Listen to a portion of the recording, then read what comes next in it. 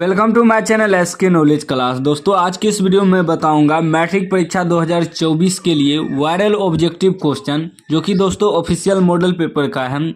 1 से 6 तक प्रश्न हम बता दिए हैं दोस्तों। अगर आप वीडियो नहीं देखे तो जाके चैनल पे देख लीजिएगा। अभी मैं 7 से आगे बताऊंगा और VVI ऑब्जेक्टिव है दोस्तों, एग्जाम में यही हैगा और मैं हल करने आपको बताऊंगा ट्रिक के साथ, ठीक ना। बहुत लोग डायरेक्ट खाली आंसर बताता है लेकिन ट्रिक ही नहीं बताता है, क्योंकि मैथमेटिक्स है, इसमें कुछ ना कुछ चेंज कर देता है दोस्तों। तो इसलिए मैं आपको ट्रिक के साथ बताऊंगा, तो आप लोग एग्जाम में आराम से बना के आएंगे। मेरा गारंटी आपका 99 नंबर आएगा, गणित में आएगा तो आएगा। बस आपको पूरा जितना ऑब्जेक्टिव हम डालेंगे आपको देखना है, चैनल को सब्सक्राइब कर लेना है ताकि नया वीडियो जो भी मैं अपलोड करूँ आपको नोटिफिकेशन मिल जाए।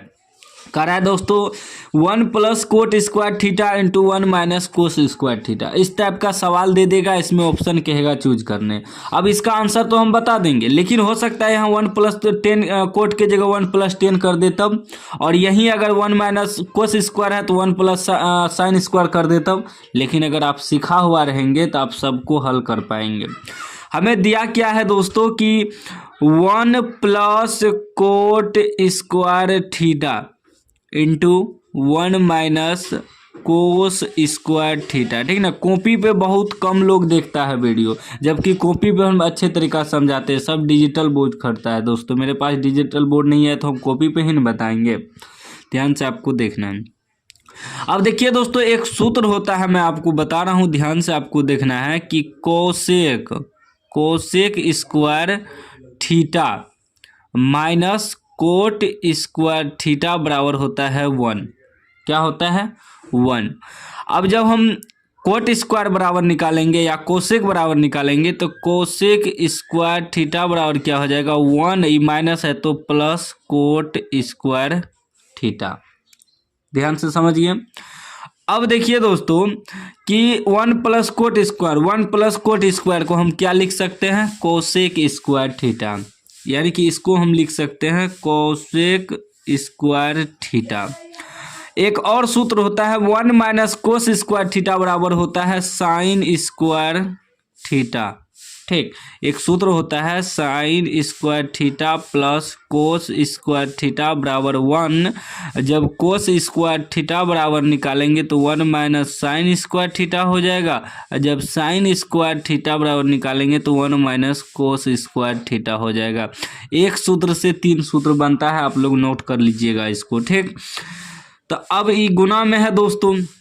एक और सूत्र होता है कोसेक स्क्वायर थीटा को हमें क्या करना है, यहाँ साइन है ना, साइन के रूप में लाना है। इसको लिख सकते हैं 1/साइन स्क्वायर थीटा गुना साइन स्क्वायर थीटा ई, ठीक। कोसेक स्क्वायर थीटा को हम लिख सकते हैं 1/साइन स्क्वायर थीटा। साइन कट गया, क्या बचा? 1 बचा दोस्तों। 1 आपका आंसर हो गया, जो कि ऑप्शन डी में है, ठीक। चलिए अगला सवाल देख लीजिए। अगला सवाल आपका कह रहा है, सूत्र जो हम लिखते जा रहे हैं, जो भी प्रयोग कर रहे हैं आप लोग नोट करते जाइएगा, क्योंकि बगैर सूत्र का मैथ नहीं बनेगा। अगला सवाल आपका कह रहा है 5x² - 4x + 2 = 0 का विविक्त कर है, यानी कि विविक्त कर का निकालने। विविक्त कर को हम लोग जो है विवेचक भी कहते हैं। विवेचक को डी से सूचित करते हैं। किससे? डी से। तो दोस्तों पहले मैं जो है समीकरण लिख लेता हूँ, ठीक ना। समीकरण आपका है 5x² - 4x + 2 = 0। ई आपका ए हो गया, ई बी हो गया, ई सी हो गया, ठीक। x² का गुणांक ए, x का गुणांक बी और अचर पद जो है सी। इसको याद रखिएगा। मैं इसलिए पूरा विस्तार से बता रहा हूं कि भले अंक चेंज कर दे, लेकिन आप लोग एग्जाम में बना के आएंगे। अगर विवेचक पूछ दे, विविक्त कर पूछ दे, तो दोनों एक ही चीज है। तो विविक्त कर यानी कि विवेचक बराबर, यानी कि डी से सूचित करते हैं विवेचक को। डी बराबर सूत्र होता है b² - 4ac, ठीक। सूत्र याद रखिएगा। बी के जगह आपका क्या है? -4। माइनस अगर रहे तो लिखना पड़ेगा, प्लस रहता है तो सिर्फ चारों लिखेंगे चलेगा। माइनस है तो -4 का स्क्वायर, ठीक। -4 गुना ए गुना सी, 4 दे दिए गुना ए के जगह क्या है? 5 है, गुना सी की जगह क्या है? 2 है। अब इसको गुना कीजिए, 4 का स्क्वायर क्या होगा 16 माइनस 4 का स्क्वायर प्लस 16 होगा, क्योंकि माइनस गुना माइनस प्लस हो जाएगा, 4 गुना 4 16 ई माइनस, फिर 5 के 20, 20 दूना 40, 16 में से 40 घटेगा कितना बचेगा दोस्तों, तो -24 बचेगा, क्योंकि कम में से ज़्यादा घट रहा है, तो -24 कहाँ पे है, ऑप्शन बी में है। ठीक, भले अंक इसमें चेंज कर देगा, लेकिन हम सूत्र जो बताएं इस पर आप तो बना लीजिएगा, विवेचक कहे या व्युत्कर कहे निकाल लें। चलिए, इसीलिए कहता हूँ ध्यानपूर्वक देखना है आपको। कह रहा है कि 2x square minus 4x plus 3 बराबर 0 की मूलों की प्रकृति क्या होगी। देखिए, मूलों की प्रकृति निकालने के लिए यही निकालना पड़ता है, डी, यानी कि विवेचक ही निकालना पड़ता है। तो इसमें a बराबर क्या हो जाएगा दोस्तों, a बराबर देखिए हम बताएं ना यहाँ अभी तुरंत, a बराबर x स्क्वायर का गुणांक 2 हो जाएगा, b बराबर क्या हो जाएगा x का गुणांक -4, और c बराबर क्या हो जाएगा अचर पद 3। तो पहले निकाल देंगे d, यानी कि विवेचक या विविधकर। तो d बराबर सूत्र होता है b स्क्वायर माइनस 4ac।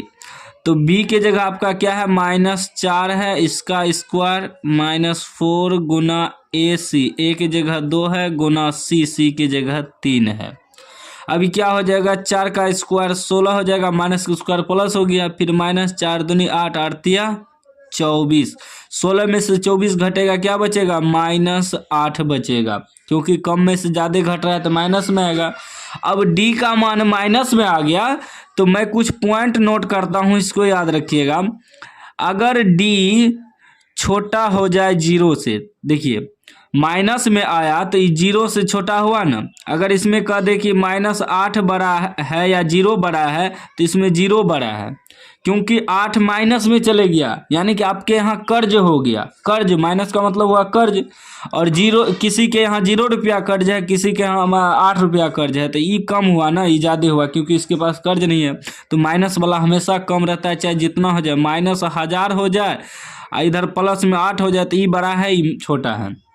तो अगर d छोटा हो जाए 0 से, तो मूल वास्तविक नहीं होगा, वास्तविक नहीं है। ठीक, या लिख सकते हैं अवास्तविक, वो वास्तविक भी लिख सकते हैं, दोनों में से कोनो लिख सकते हैं। तो यहाँ क्या हुआ कि d जो है, d जो निकला -8, 0 से छोटा हो गया, तो इसका मूल क्या हो जाएगा, मूल इसका हो जाएगा वास्तविक नहीं।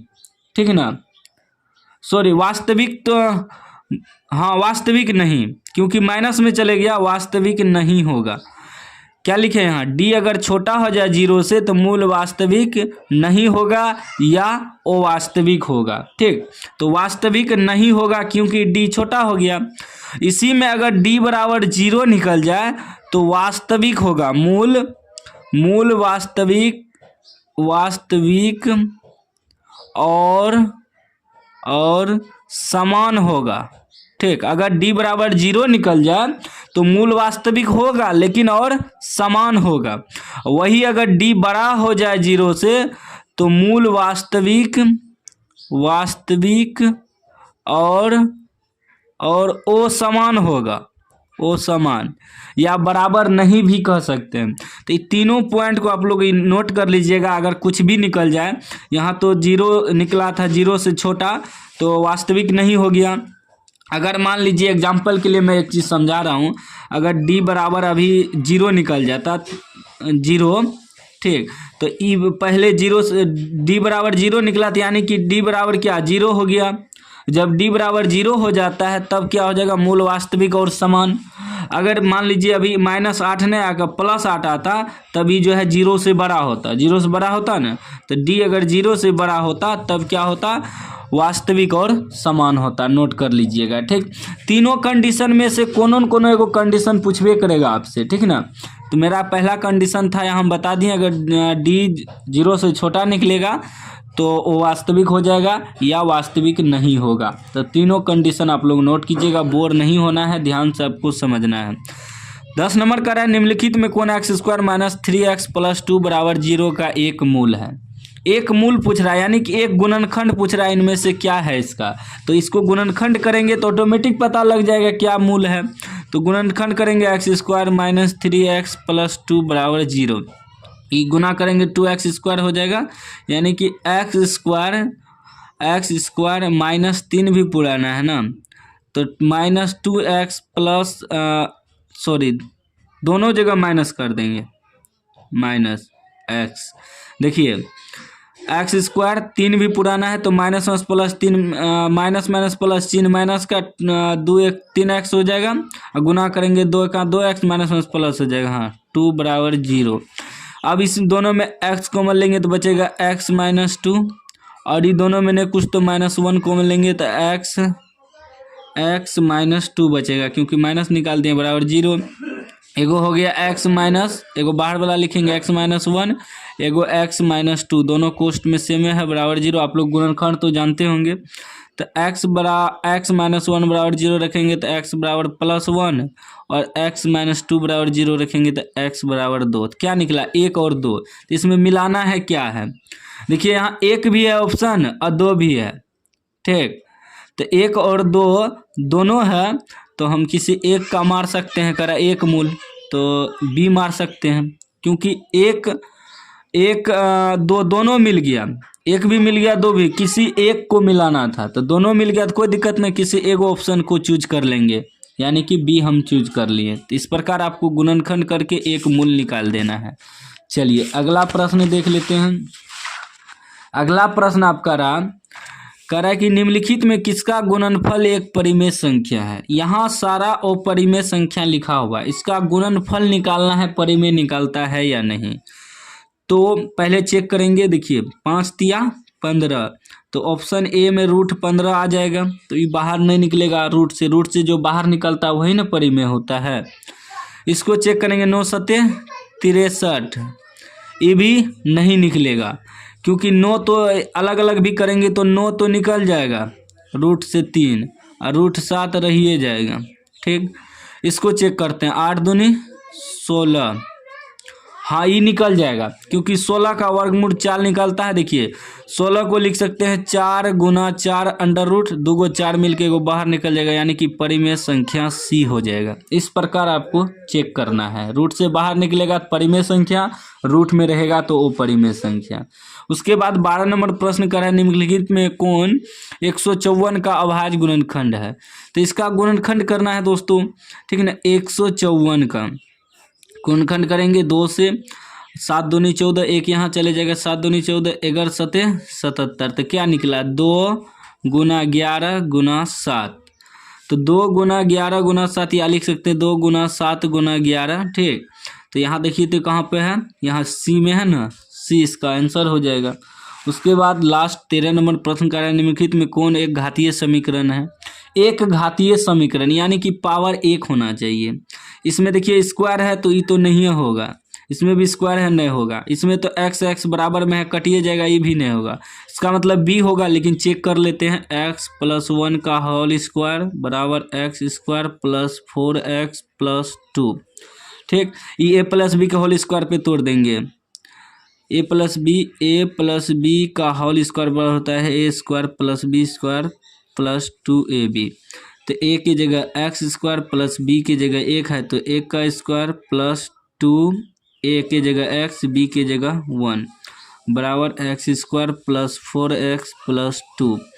देखिए x² कटिए जाएगा, बचेगा 1 + 2x बराबर 4x + 2, ये उधर जाएगा तो यानी कि हो जाएगा 2x इधर आएगा -4x, 2 उधर, ये -1 इधर, तो ये हो जाएगा -2x बराबर 1। यानी कि इस पे इसको सीधा करेंगे तो -2x इधर आएगा तो -1 बराबर 0। यानी कि दोस्तों इस पे पावर जो है 1 है, नहीं कुछ तो 1 है, यानी कि बी इसका करेक्ट आंसर हो जाएगा, ठीक। जिस पे पावर 1 रहे वही एक घातीय हो गया, जिस पे पावर 2 रहे 3 रहे, 2 वाला द्विघातीय होता है, 3 वाला त्रिघातीय होता है। तो अगर समझ में आ गया होगा तो कमेंट कर दीजिए दोस्तों, क्योंकि नेक्स्ट वीडियो में अपलोड करूँगा ऑब्जेक्टिव का, तो आप लोग चैनल को भी सब्सक्राइब कर लीजिए।